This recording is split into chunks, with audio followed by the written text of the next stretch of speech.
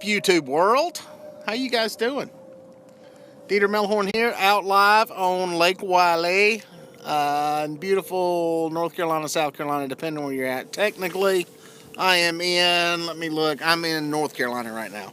I just crossed over the line, and I'm back into North Carolina. So, out dragging some baits, doing some fishing today. It's a nice day, I guess you would say, especially for any of you folks watching in the northern parts of the country where it's really, really cold. It's only about, we're about 50 degrees, so it's not horribly bad.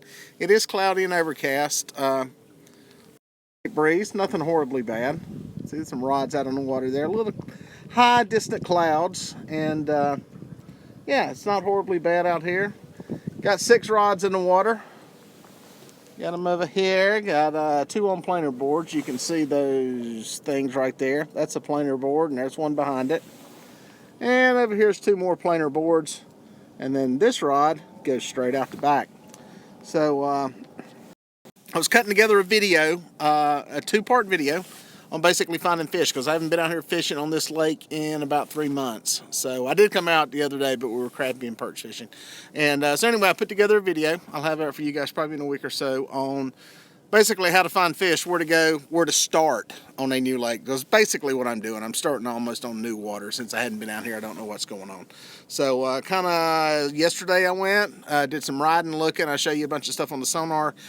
I went fishing, and I caught 1 fish, and that was it yesterday. 1 fish. Started out this morning fishing. Came to another part of the lake because yesterday wasn't working, and the first 2 hours, 0. And then poof, we may be getting bit here. Or we hung. That looks like a hang. That looks like a snag. Well, let me see if that pops loose. Yeah, that's popping. So yeah, that's kind of what happened. I think that's a snag. It's slipping like it's a snag. Anyway, sorry. Let me deal with this while I'm sitting here talking to you. I'm gonna try my new mount out. Bada boom, bada bing. That didn't work real good, did it? Let's try that again. It's a new mount. I don't know how well it's gonna work on here. Yeah, those are hung up. See if that bites right there. What's that do? Not real good. Anyway, so that's kind of what's going on. Today has actually turned out to be halfway decent. I put about 10 fish in the boat. Let me bust these loose here.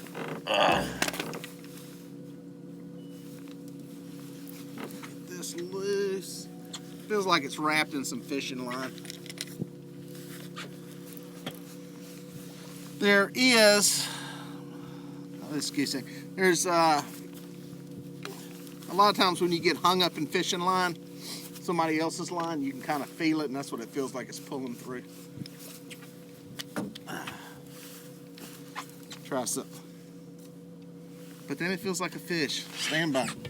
Let's see what we got. We got a planer board too that's hung in the same crap. So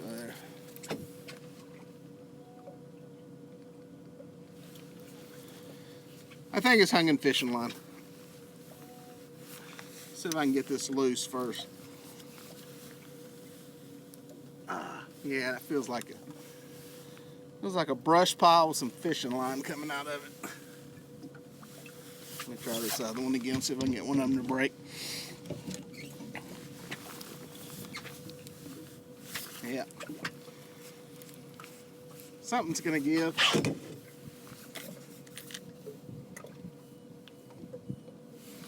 Sorry about this. I was going to bring you up to date on everything, but I got to get this tangle taken care of.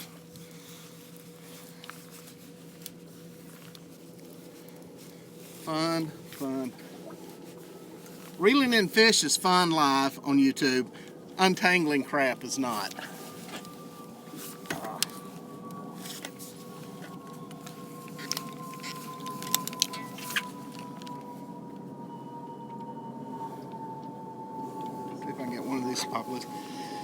But yeah, the bite was slow this morning. Didn't catch any fish for a long while. And then finally cracked on a combination that was working. So, let me get this pot. That stuff is really not doing good.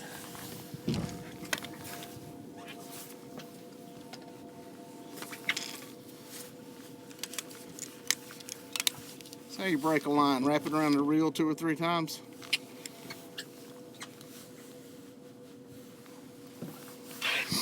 The only bad part is you're pulling the boat backwards in the process. What happened is I've got 2 lines hung.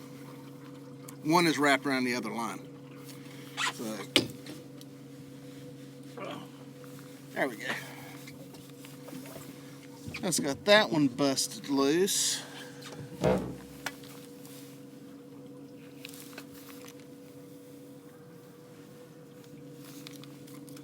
Let's see what's going on here.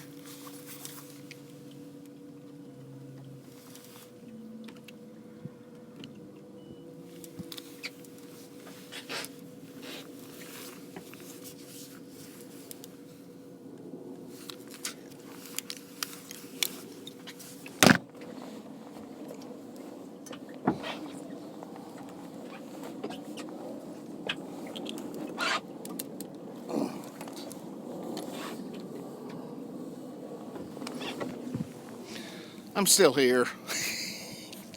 Yeah, I've got a line hung. I'm gonna pop it loose here. Bear with me, and then we'll get back to normal. Fun, fun, fun. Pow! Now it's loose. The joys of fishing alone. Get this powered back down. There we go. Anyway, so back to what I was saying. I was working on a video I'll have out in a couple weeks, and it's basically going to go into detail basically on how to find fish on a lake. So where to go and all that kind of stuff. Hey, Whisker Sticks, thanks for the $2 stuff there, man. I appreciate that. Whisker Sticks is actually getting me some of these lighted sticks to go on the fishing rods so that I don't whine, moan, and complain like I did last year when I'm fishing at night. Hopefully I'll have those things Monday and I can show them to you. I put some videos up on my Facebook page about some stocking stuffer ideas, and I think the Whisker Sticks would make a great stocking stuffer idea because they're affordable, they fit in a stocking, and they're pretty cool. So the problem's going to be that once my little girl sees how they work, oh crap, there goes a fish. Stand by.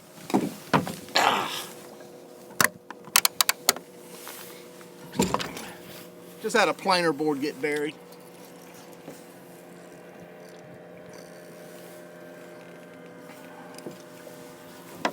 Finally, a fish live. Don't know how big it is. We'll see. I'm trying out a new mount, a new suction mount. Whisker Sticks brought me luck. Actually hooked up on a fish when I said their name.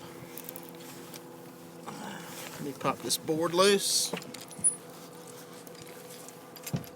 Small fish.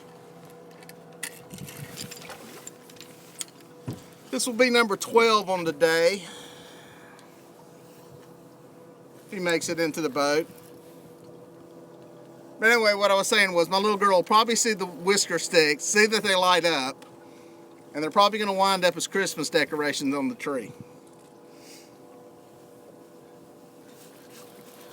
Decent fish. We hadn't had any big ones. I've got one around 15 today, and I've had 3 or 4 that were right at 12 pounds. So no monsters. This one looks like another 10 or 12 pounder.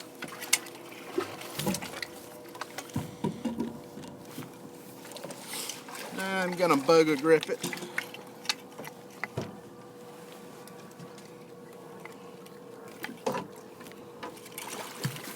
Bear with me, folks.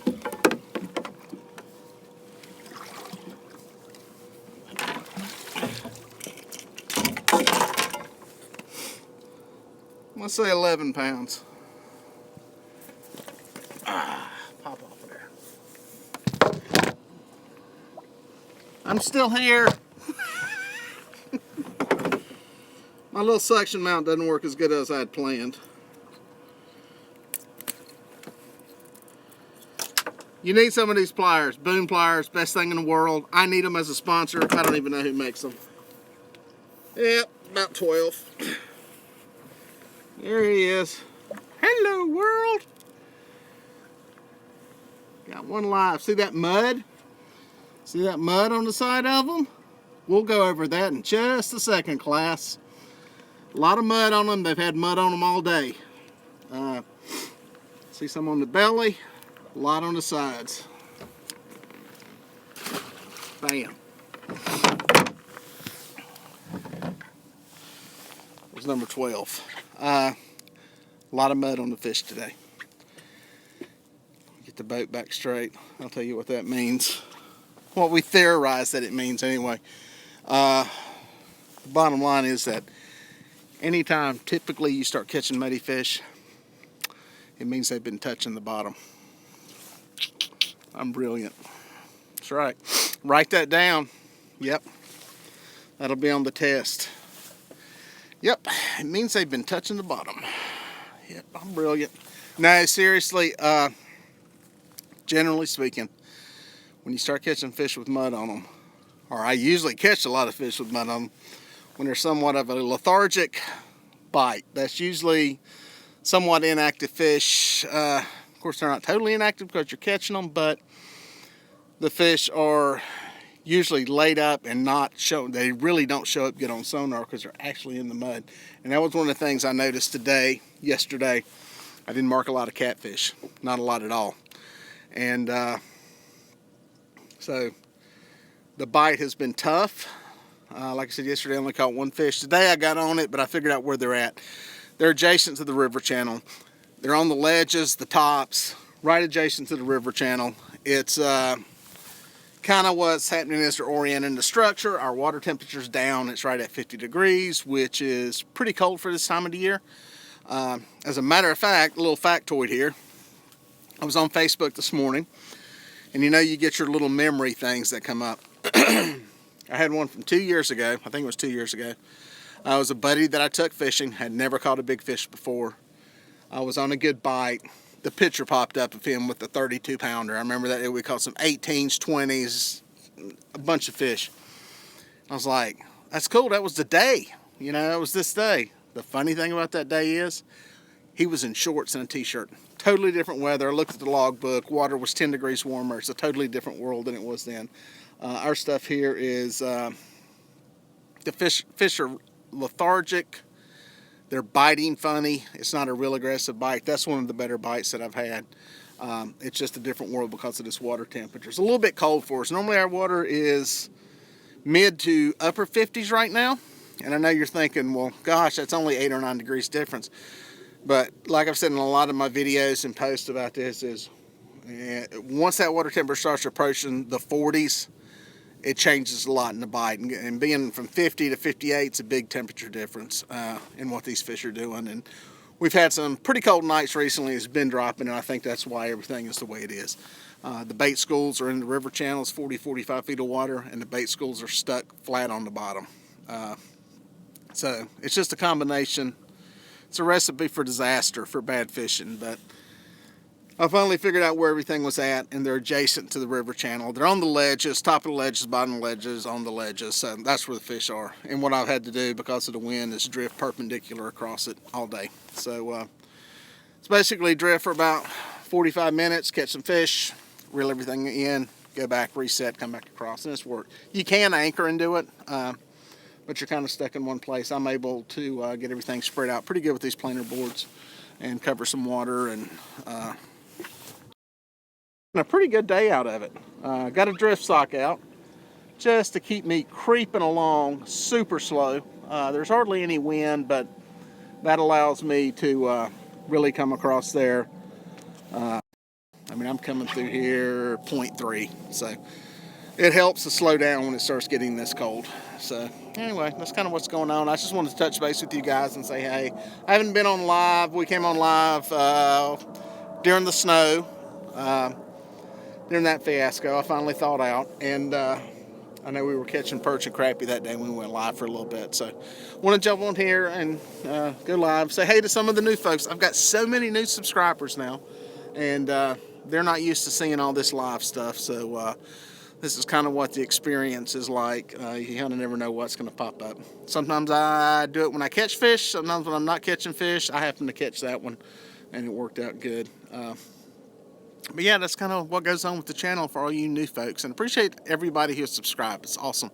I had a big spike with the deer hunting videos this year, and I'm going to do more of those next year. Going to do some stuff in the spring with turkey season. I don't know how many turkey hunters there are out there. I actually may be able to talk more during turkey season when I'm moving around. But anyway, we'll see how that goes and what the reception is for all that. I've got a... If you saw the blog anywhere that I put up about mono versus braid, I've got a video coming out, and I'm probably going to put it up Monday. I had another one scheduled for Monday, but I think I'll put this one up.